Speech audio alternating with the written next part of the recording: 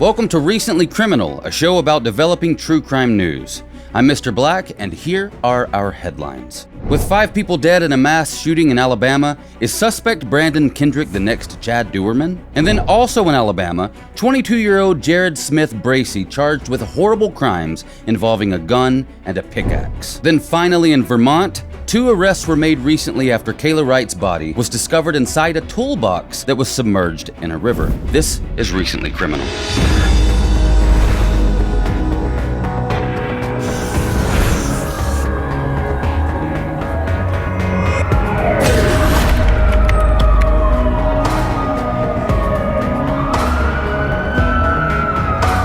Thursday, July 18th, Bibb County police in Alabama received a call claiming a child had been shot on Green Tree Drive. Upon arrival at the location in question, authorities found not 1, but 4 young children and an adult woman with gunshot wound injuries to the head. 3 of the 5 victims, all children, had passed away at the scene, and while 2 of the victims were airlifted and rushed to Birmingham Hospital, tragically, they didn't make it. It's a horror that has left a community shocked and riddled with questions rooted in varying degrees of how and why. What on earth could possibly go so wrong that a woman and 4 children have been murdered by way of what by all accounts looks like an execution? Was it a drug deal gone bad, or a robbery gone horribly wrong, or just a random attack? Well, no, actually, nothing like that. In fact, the truth is more disturbing and heartbreaking than one would care to imagine. According to Bibb County Police Department, the shooting happened at around 10 p.m., and the suspect, 32-year-old Brandon Kendrick II, was arrested at the scene and charged with 4 counts of murder of a child under 14, plus 1 count of capital murder.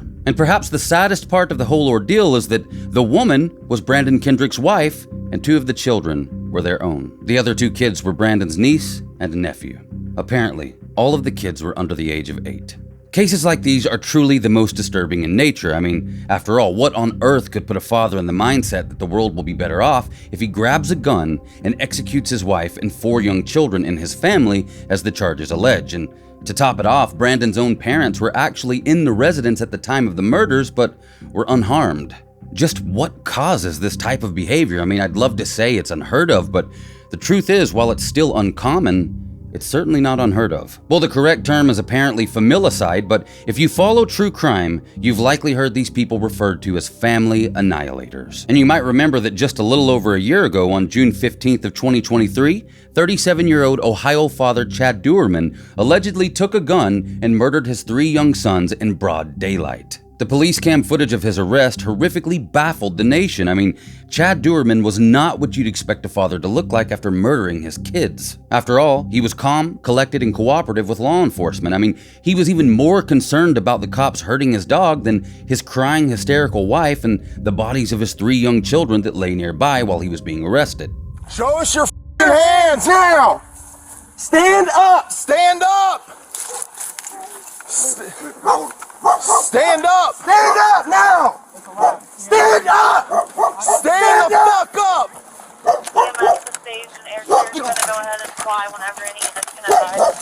Get your hands out here.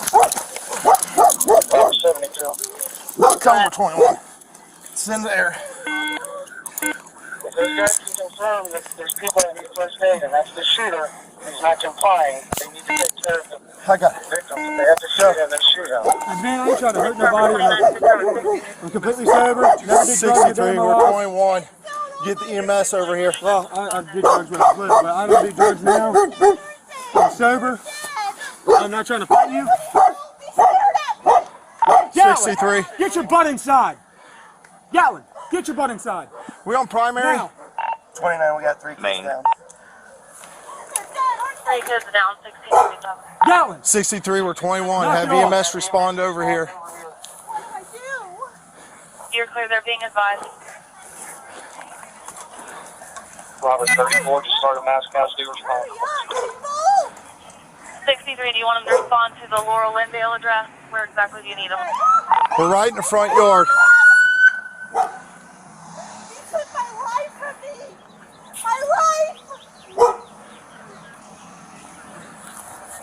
What are you doing, man? Hey, are you copying all this?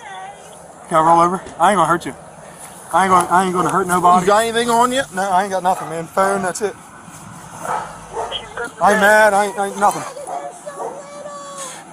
Just make sure that dog don't come out. I don't think he'll bite you. Just don't reach for him and try to grab him and pet him. All right. He won't bite you. What's going on, man? Nothing. Can I stand up? It's kind of uncomfortable. I'm gonna get you here in a second. I ain't running away. You can do whatever you want with me. Crimes like these are insanely hard to comprehend, but they beg several questions. Two of those being, do fathers who do this just snap? Or were their crimes premeditated? Well, in Brandon Kendrick's case, he hasn't given a motive or any additional details that we know of yet. Kendrick has also yet to enter a plea of guilty or not guilty. But in the case of Ohio father Chad Duerman, he apparently had been secretly contemplating killing his sons for months, according to his wife. That's hardly something you'd categorize as snapped. There's just still so much we don't know. But we do know more about Chad's actions prior to the murders thanks to his wife Mary, who was injured trying to protect her kids from their father. She said leading up to the tragic event, Chad had been walking around with a Bible mumbling before taking a gun out of a safe in the master bedroom of the house. Mary claims her husband told her he was joking just before laying down in the bed. His wife and one son joined him. Then seemingly out of nowhere, Chad allegedly pulled out a gun and shot the child that was laying next to him. Mary quickly sprung into action and dialed 911 while she screamed for her other two sons and her daughter from a previous relationship to run. Chad's stepdaughter ran down the street and was spotted by a passerby who asked her what was wrong. She told them that her stepfather was killing everyone. Witnesses say Chad chased after the other two little boys and gunned them down, with Mary even being injured in the process of trying to protect one of them. When cops arrived, Chad was sitting calmly on the porch with his rifle next to him. Chad confessed his crimes, but the confession was later thrown out due to him not being properly advised on his Miranda rights. He later pleaded not guilty by reason of insanity. Mary said Chad had grown distant over time and that they of course had their arguments and even financial troubles, but she never imagined anything like this could have ever happened to the once happy household. As expected, the community came together in support of Mary and Chad's stepdaughter Emma, even holding fundraisers to purchase memorials for the three young lost souls. May they forever rest in peace. The news of Chad Duerman's alleged crimes are so widely known that I can't help but wonder if Brandon Kendrick heard about them himself. I mean, what do monsters make of family annihilators that come before them? If Brandon did what he was alleged to have done, was he inspired in some way? Were there any signs or warnings that would have indicated that he was going to commit mass murder? Well, the story's still developing, and we simply don't know. Chad's child victims were aged 7, 4, and 3, while Brandon's alleged victims were just 9, 6, 6, and 2, with his wife Kelsey just 24 years old. Responding police called this the worst crime scene they'd ever witnessed, and just like Chad Duerman, Brandon Kendrick was taken into custody without resistance. What can be said for men like these? Well, for starters, while few in numbers, they are terrifyingly unpredictable. I mean, how many times in the past few years has something like this happened seemingly out of the blue? How many times have we heard the phrase, "No one saw this coming," when it comes to familicide? Other notable cases include Tony Tote, who just in 2019 murdered his entire family over Christmas time and then barricaded himself in a house for weeks with their decomposing bodies. He even went as far as to send fake messages in his wife's name to ward off suspicious family members. It was also reported that he was in financial trouble and facing legal problems stemming from fraud in association with his business where he worked as a physical therapist. His victims were aged 13, 11, and just 4, with his wife being 44 years old at the time of the murders. Unlike Chad, Tony also killed the family dog, Breezy. Another strange part about the Toad case was that in the early 1980s, Tony's father, Robert, was convicted of hiring someone to kill Tony's mother when Tony was just 4. They actually succeeded in shooting her in the head in front of a 4-year-old Tony, but miraculously, she survived the attack. It's like something out of Dexter. Could this have been the starting point in a series of events that led up to Tony Toad becoming a family annihilator? We may never have the answers. After a requested wellness check, the Toad family bodies were found with stab wounds to the stomach and covered in crucifixes. Tony was sentenced to life without parole in 2022. And who can forget Chris Watts, the Colorado dad who seemed to have it all? Good looks, well-paying job, a glowing reputation, a loving, beautiful wife, 2 beautiful children, and even one more on the way. In 2018, seemingly without warning, Chris strangled his pregnant wife and buried her in a shallow grave while smothering their 4- and 3-year-old daughters and dumping them into an oil tank. He continued to attempt to mislead authorities for a while before finally confessing to the crimes. How does a man go from loving father to maniac monster so quickly? Just 4 or 5 years prior to the murders, he was ready and willing to bring new life into the world. Then a year or so later, he repeats the action, welcoming another baby. A few years later, he and his wife decide to make a run for their 3rd child. I mean, at what point did Chris decide he wanted out of a life that so many people would die for? A life he'd be willing to kill in cold blood to get rid of? Well, we could ask Chris, Tony, Chad, and now Brandon all the same 3-letter million-dollar question: why? Was this something these men harbored inside for years? For life? Was this a feeling that grew out of control inside them? Did they take pleasure in their crimes, or were they truly detached from it mentally? There are just too many unanswered questions that arise in the wake of tragedies like these. What I do find remarkably terrible is that all of these men had very young children within the past few years. I've got a 2-year-old son right now, and reading stories like this blows my mind. I can't even imagine any harm coming to my son's head. The very thought of it provokes a sad and disgusted reaction in my very being. This is truly haunting information to review. How these men continued to allow themselves to live after what they did is beyond me. Yet when authorities arrive, they mostly seem calm and unbothered, almost polite and friendly at times. The whole thing's beyond my comprehension, but the story of Brandon Kendrick is still developing.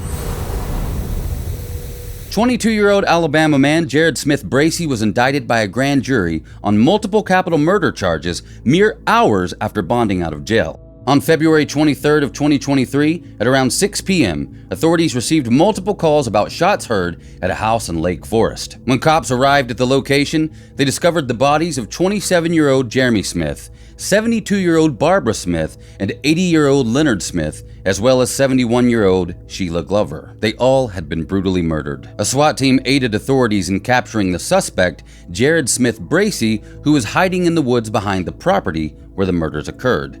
He was arrested without resistance and booked on charges. It turns out the victims were Jared's own brother, both grandparents, and a close family friend who is described as Jared's grandmother's best friend. Jeremy, Barbara, and Sheila were all shot to death outside the home, while Jared's grandfather Leonard was bludgeoned to death with a pickaxe while in his own bedroom. Apparently, there had been an altercation earlier that day in which Jared was charged with criminal mischief after it's claimed he caused damage to the home's door. He was able to bond out of jail at around 5 p.m., where it's believed he got a ride back to the house, allegedly grabbed a gun owned by the driver of the car he was in, and immediately gunned down his brother, his grandmother, and his grandmother's best friend in the backyard of the property. Authorities believe Jared's grandfather was the last victim, but claim Jared went back outside after the 4th murder and continued to beat the first 3 victims.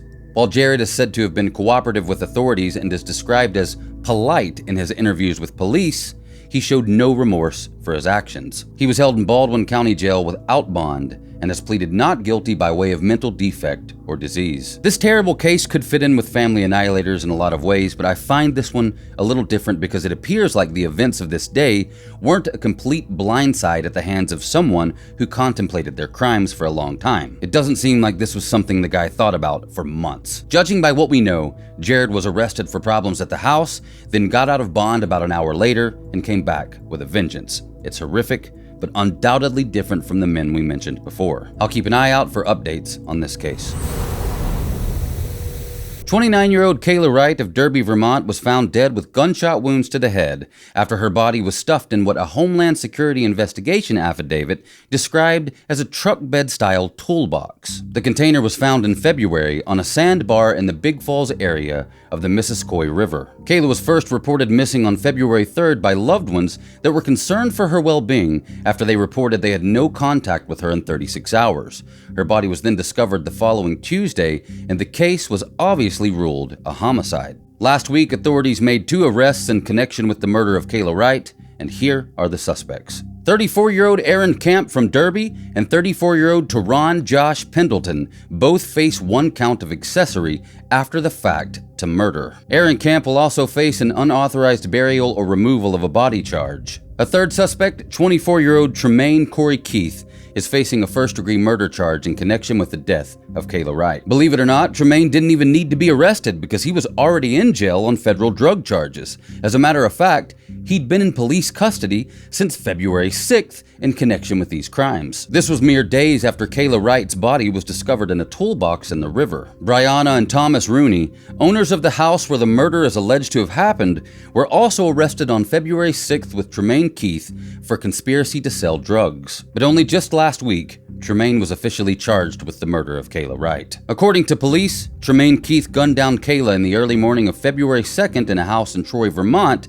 the day before she was reported missing. After an argument that allegedly stemmed from fake cash involving someone referred to as Cash KD, Tremaine allegedly opened fire on Wright multiple times. Police say Camp and Pendleton aided Keith in attempting to clean up the crime scene the following morning. They allege that Camp helped Keith place Kayla's body in the large, diamond-plated toolbox. Camp's bail was set at $10,000, while Pendleton was being held on $25,000 bail. Due to substantial cooperation with police, Pendleton's bail was lowered to just $2,500, as he's not thought to have destroyed evidence like his co-defendant, Camp. Friend Sarah Davis told ABC partner WVNY that Kayla Wright was a people person who loved her family and FaceTimed them frequently. Wright had been struggling with addiction but was reportedly about to go into a 90-day program to get her life back on track when she was murdered. It's been alleged that Tremaine Keith woke up in the house on the morning of February 3rd and confronted everyone at the property while toting a handgun and a rifle. He then killed Kayla with a 9mm gun. It's a case seeped in a familiar form of tragedy to me personally,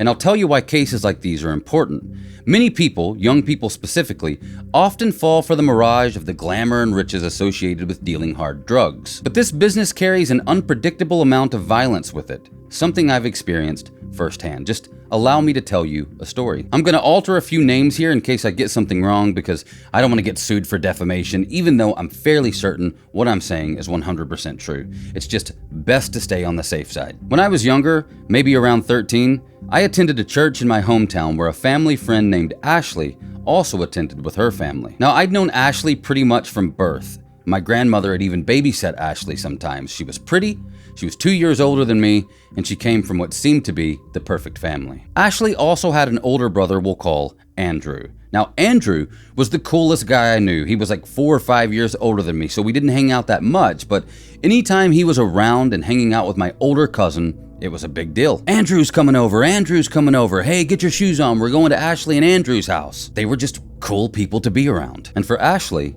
that never really changed. I remember my cousin, who was like a brother to me, was grounded for a month and had to do book reports over the weekend on Goosebump books because he and his older brother stayed at Andrew's house until like 6 a.m. one night. My uncle was furious. This was before everyone had cell phones, and my uncle was just furious that they'd come home so late and not informed him of where they were. Now, I remember thinking, what's the problem? It's Andrew's house. Why is he so angry? Andrew's the coolest guy ever. Grounded for a month? And book reports? That's extreme. But boy, was I wrong. Tragedy befell one Sunday morning when I was picked up for church. I had been arguing with my mother, as teenage boys do, and I was pretty upset when I got into Martha's car. I hadn't even looked at Martha when I shut the passenger door and started to unload on her about how annoyed I was with my mother when she sobbed out through unnoticed tears that it could be worse. Guess who was just arrested today for murder? To my absolute shock, it was Andrew. Like, I didn't know anybody that was murdered, and I definitely didn't know anyone that had murdered anybody, and this was the last person I would have expected, but apparently he'd gotten pretty involved in drugs and dealing, and one night he had an argument with a friend over drugs or money or a combination of them both, so he took out a gun and executed him in front of 2 people. He then forced those 2 people to help him carry the body out near some train tracks to dump it. This wasn't the cool kid I remembered. This wasn't the guy with the Nickelodeon moon shoes that liked to play Mickey Mouse Funhouse on Nintendo. These were the actions of a monster. I witnessed Andrew's family in complete devastation at church that day. I mean, honestly, no one saw it coming. And these couldn't have been nicer people either. It was a total nightmare. Andrew was later convicted and sentenced to 35 years in prison. He's actually up for parole soon. Actions like these affect 2 sides of the tragedy. Obviously, the victim's family will never recover and they'll never get their loved one back, but Andrew stained his whole family tree with what he did. Even his sister Ashley felt the waves of hate stemming from her older brother's crimes, even though she's probably not even ever gotten a parking ticket. It's sad. I mean, you could literally see the effects of what their loved one did wear on the whole family. They were never, ever the same again. So many people are needlessly put through the ringer when one idiot decides to be a monster for a minute. In Andrew's case, he may get out and really start over in his mid-40s soon, but he's taken away so much from so many for something so little. Do yourself and the world a favor. Do not get involved in these kinds of activities. They lead to impulsive and reckless moments that can never be brought back or repaired. You and the people you care about deserve better. It's never too late to get some help until you've crossed one of the lines we've been talking about today on Recently Criminal. I'm Mr. Black. Thanks for watching. Please like and subscribe, and as always, here's a list of important numbers you might need to know right now. Don't hesitate to use them.